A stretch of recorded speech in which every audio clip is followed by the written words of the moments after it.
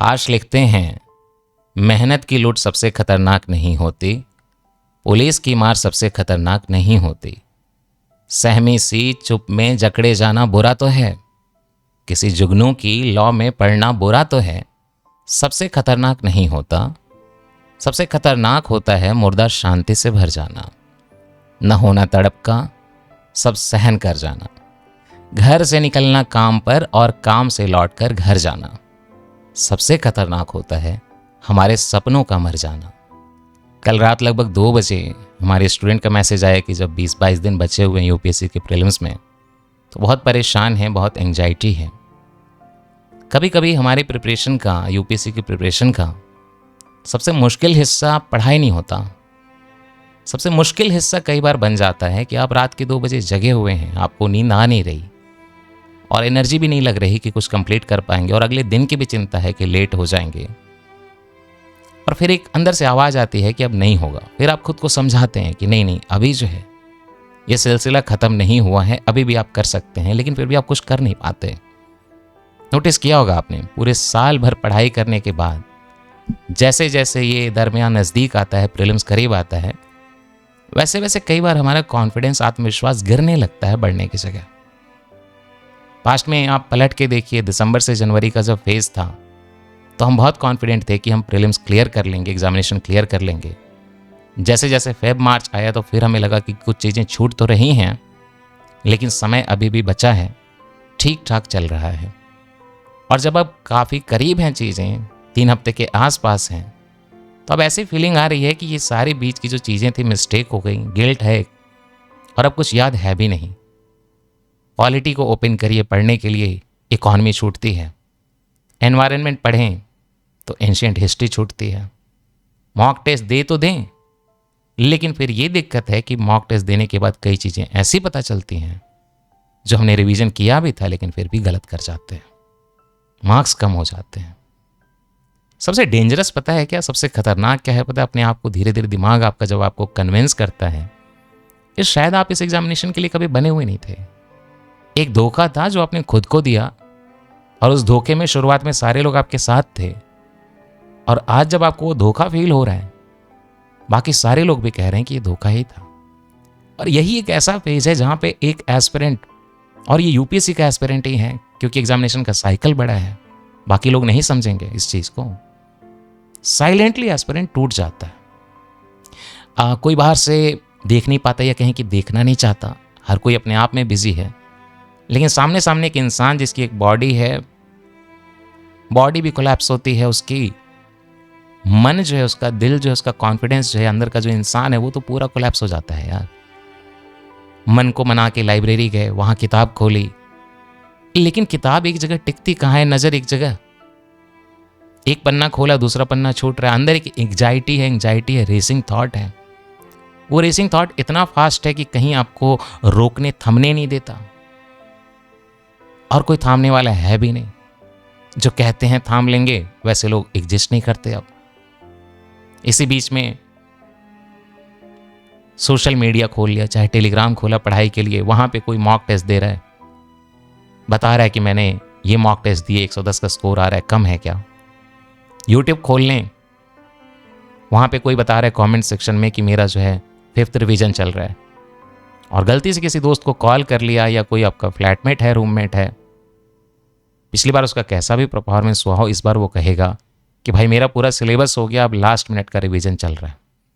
और इस मोमेंट पे आपको और कुछ नहीं लगेगा, यही लगेगा कि नहीं, हमसे नहीं होने वाला, बस अब छोड़ दें, कुछ और कर लें, या जाके बस बैठ जाएं कटी पतंग की तरह। चीज़ें जो हैं डिसाइडेड हो चुकी हैं और यहाँ से हमें गिरना ही है। लेकिन आज मैं आपको एक चीज़ बताऊंगा कि ये सारी स्ट्रैटेजी वीडियो में हम डिस्कस नहीं करते। जब हम एक टाइमलाइन देते हैं, मैं भी नहीं करता, बाकी लोग भी नहीं करते, बट यूपीएससी का इस लेवल पे जब आपका कम टाइम बचा हो, चाहे वो प्रीलिम्स हो चाहे मेंस हो, नॉलेज का कम हो, नर्वस सिस्टम से रिलेटेड एग्जामिनेशन ज़्यादा हो जाता है। ये रेसिंग थॉट होना, एक शरीर में कपकपी होना, घबराहट होना, this is all about nervous system. उसका एग्जामिनेशन ज़्यादा है, ये नॉलेज का कम है। लास्ट के दिनों में डर सबको लगता है, भूलते सब हैं, पैनिक हर कोई करता है, लेकिन फाइनली जो सिलेक्ट होके वहाँ पे नेक्स्ट स्टेज में जा रहा है या फाइनल स्टेज में जा रहा है, वो इंसान वो है जिसने सारे ये पैनिक फील किए, लेकिन इसके बावजूद भी वो बैठ गया मन को शांत करके। नॉलेज का डिफरेंस हो सकता है, लेकिन वो डिसाइड नहीं करता एग्जामिनेशन में सिलेक्शन, खास करके अगर आपने साल भर पढ़ा है। प्रॉब्लम होती है, डिफरेंस होता है, गैप होता है आपके सेल्फ इमेज का, जो उसने बनाई है और जो आपने बनाई है। एक इंसान है जो मॉक में बराबर 110 ला रहा है, 120 ला रहा है, लेकिन कई बार एग्जामिनेशन हॉल में वो घुसते ही टूट जाता है।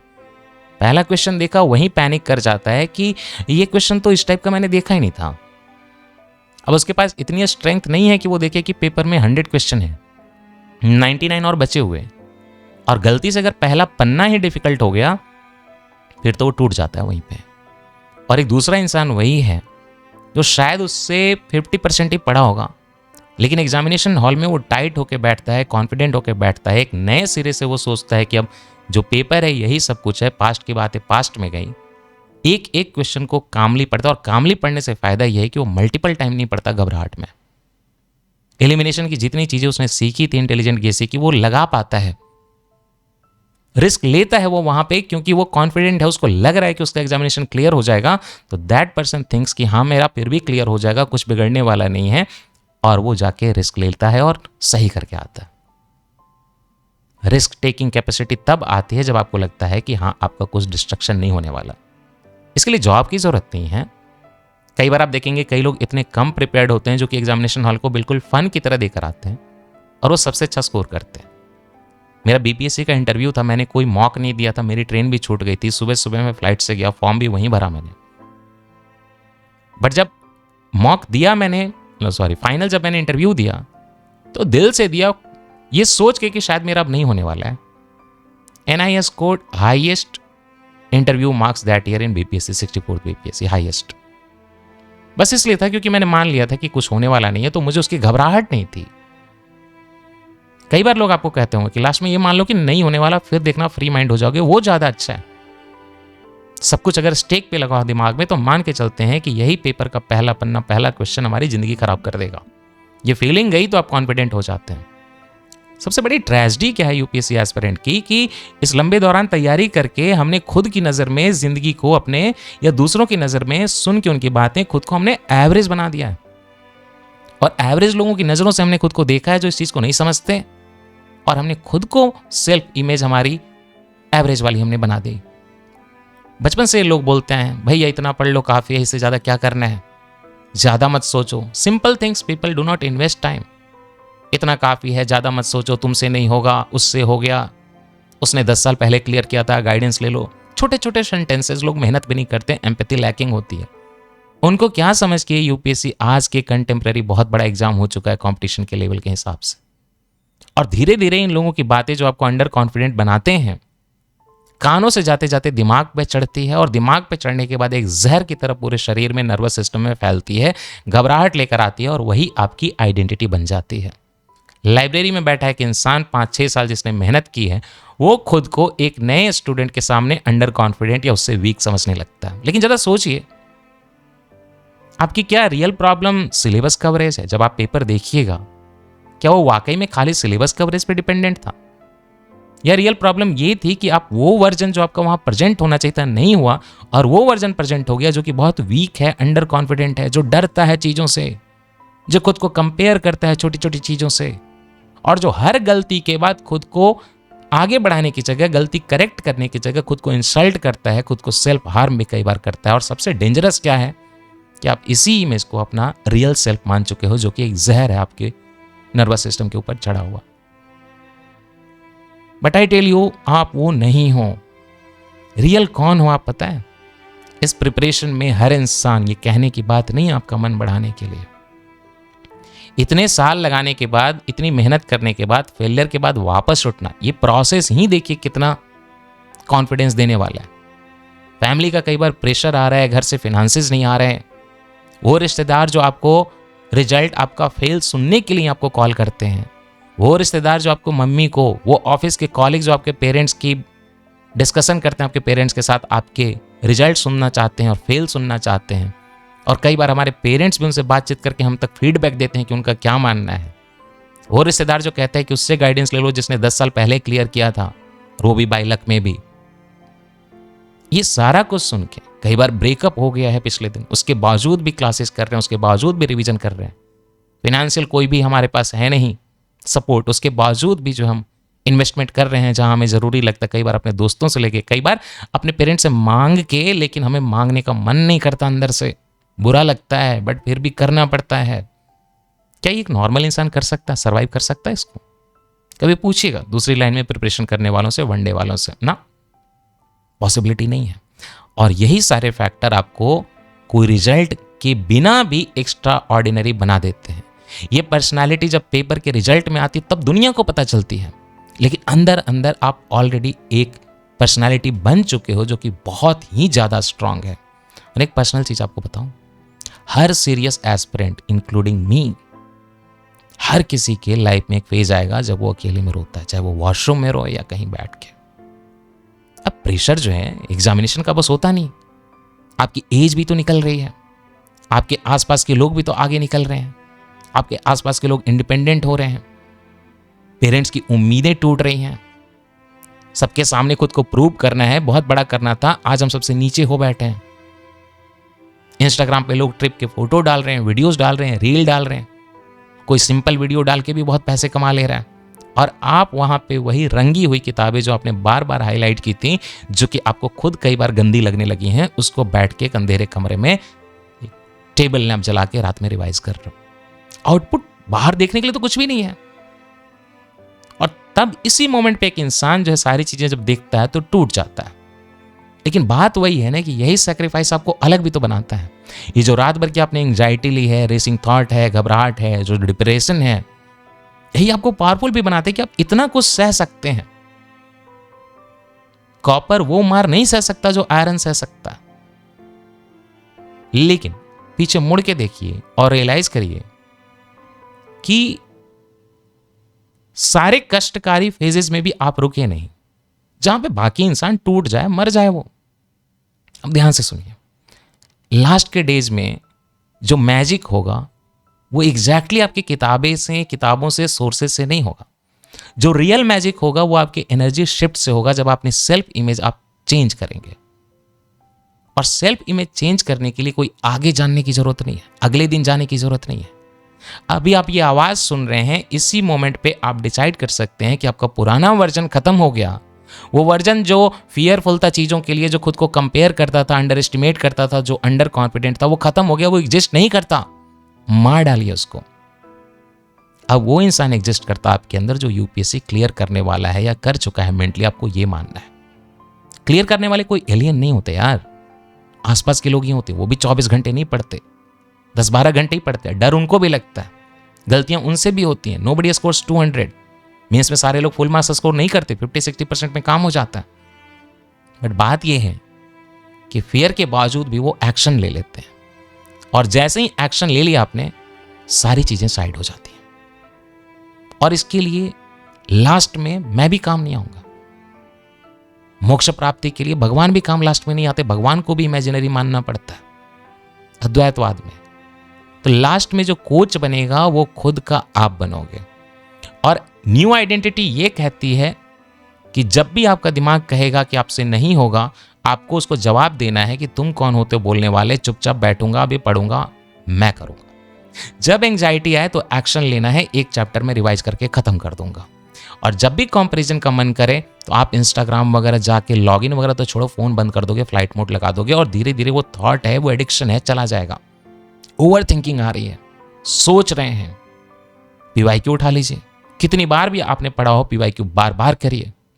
और यही चैंपियन लोग करते हैं। और एक चीज याद रखिएगा, सिलेक्शन यूपीएससी में मोस्टली इंटेलिजेंस से नहीं होता, इमोशनल स्टेबिलिटी से आता है। लोग इमोशंस की बात नहीं करते, यही इमोशनल स्टेबिलिटी आपको सिलेक्शन दिलाएगी। एग्जामिनेशन हॉल में टॉपर वो नहीं है जिसने सब कुछ पढ़ा है। टॉपर वो है जो 3 घंटे में वो प्रेशर हैंडल कर लेगा, और वो वही कर सकता है जो पास्ट में जिसने आइडेंटिटी शिफ्ट की हो और बार बार प्रेशर आने के बावजूद भी हैंडल किया हो। उठाओ, जो 6 महीने, 2 महीने, 30 दिन भी ये चीज कर रहा है डेली बेसिस पे, जब उसका पहला पन्ना पूरा 5 के क्वेश्चन पहले, 10 क्वेश्चन पहले बहुत डिफिकल्ट लगेंगे, छोड़ने लायक लगेंगे, फिर भी वो उसको हैंडल करके 11th क्वेश्चन में अपना हिस्सा ले लेगा जो उसको लेना है, क्लियर कर लेगा एग्जामिनेशन। तो गिर के उठना जो रेजिलियंस है, अगर आप डेली बेसिस पे फॉलो करेंगे तो एग्जामिनेशन में भी वही वर्जन जाएगा जो बार बार रेजिलियंस दिखाता है, और उसके लिए एक दो क्वेश्चन मैटर नहीं करेंगे, चाहे सी सेट हो चाहे जनरल स्टडीज हो, कर लेगा वो क्लियर। किसी को भी क्वेश्चन पेपर यहां पूरा नहीं आता, यही कॉन्फिडेंस, यही वर्जन आपको मार्क्स दिलाएगा। वो गिरा हुआ इंसान जो अंडर कॉन्फिडेंट है, वो जानने के बावजूद भी चीजों में सिली मिस्टेक करके आएगा। एक कॉन्फिडेंट एस्पिरेंट है जिसने मान लिया है कि उसका होना है, वो 15 क्वेश्चन एलिमिनेशन से कर देगा। और एक जो अंडर कॉन्फिडेंट है, वो जानते हुए 15 क्वेश्चन में जाके सिली मिस्टेक कर डालेगा। क्यों? क्योंकि उसका दिल कहता है कि डी मार्क करना है, लेकिन वो अंडर कॉन्फिडेंट है तो उसको लगता है कि वो गलत सोचता होगा, तो वो जाके सी मार्क करेगा। जो चीज आती है उसको भी चेंज कर देगा लास्ट में। वो किया होगा आपने कई बार।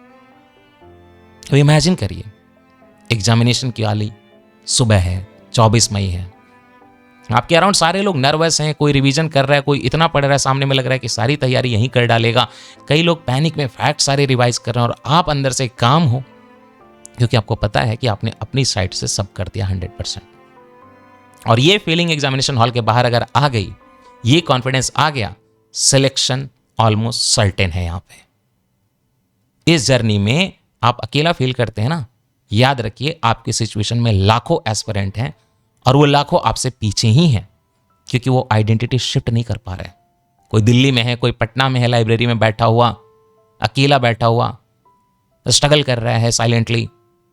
इतना ही नहीं है, कोई गांव में बैठा हुआ जहां पे बिजली बार बार जा रही है, और वो शाम में सूरज की रोशनी में पढ़ रहा है, सुबह पढ़ रहा है, मुश्किल से हार मान रहा है डेली।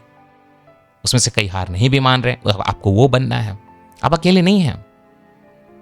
इन सब इमोशंस के बावजूद भी जो उसको हैंडल करके आगे निकल ले, वही विनर बनेगा यहां। और आज एक प्रॉमिस करिए आप खुद को, मुझे नहीं, नेक्स्ट टाइम जब भी आपको डर लगेगा, एंग्जाइटी होगी, तो आप बैठ जाएंगे, रिवीजन करेंगे। कॉन्फिडेंस कितना भी लो हुआ, आप जो है एग्जामिनेशन के लिए पढ़ेंगे। आपकी अच्छी जिंदगी आपके एक कॉन्फिडेंट अटेम्प्ट से बस दूर है। आपको 6 नहीं चाहिए, एक confident attempt. And believe me, selection कई बार तब आता है जब इंसान एक्चुअली में उम्मीद छोड़ने वाला होता है, लेकिन खुद को फिर संजो के बैठ जाता है एग्जामिनेशन हॉल में कॉन्फिडेंट होकर, और वहीं पे वो जहां पे लीस्ट एक्सपेक्टेड था वहीं पे काम कर जाता है। तो आज के बाद आपको टूटना नहीं है, इस मोमेंट के बाद रुकना नहीं है, बस लड़ाई लड़नी है, एक्शन लेना है। जैसे ही ये एनर्जी इन्वेस्ट करेंगे आप, ऐसे भी एंग्जाइटी की एनर्जी मिनिमाइज हो जाएगी। वहां एंग्जाइटी के लिए एनर्जी चाहिए, रेसिंग थॉट है, एंग्जाइटी है, उसमें मूवमेंट होती है। लास्ट में एग्जामिनेशन हॉल से निकलेंगे आप, और वही दिन वो होगा जब आप आंसर की चेक करेंगे और कॉन्फिडेंटली फील करेंगे, लोगों को बताएंगे कि आप मेंस लिखने जा रहे हैं। और उस दिन आपको रियलाइज होगा कि ये सिलेबस खत्म करने से जीत नहीं मिली है, आइडेंटिटी शिफ्ट करने से मिली है। जिस दिन आपने ये मान लिया था कि मैं ये नया वर्जन हूं, उसी दिन आप जीत गए थे। आपको रियलाइज होगा 24 मई को शाम में, जब आप एग्जामिनेशन हॉल से निकले हो। यहां से चेंज कर दीजिए। My best wishes to you.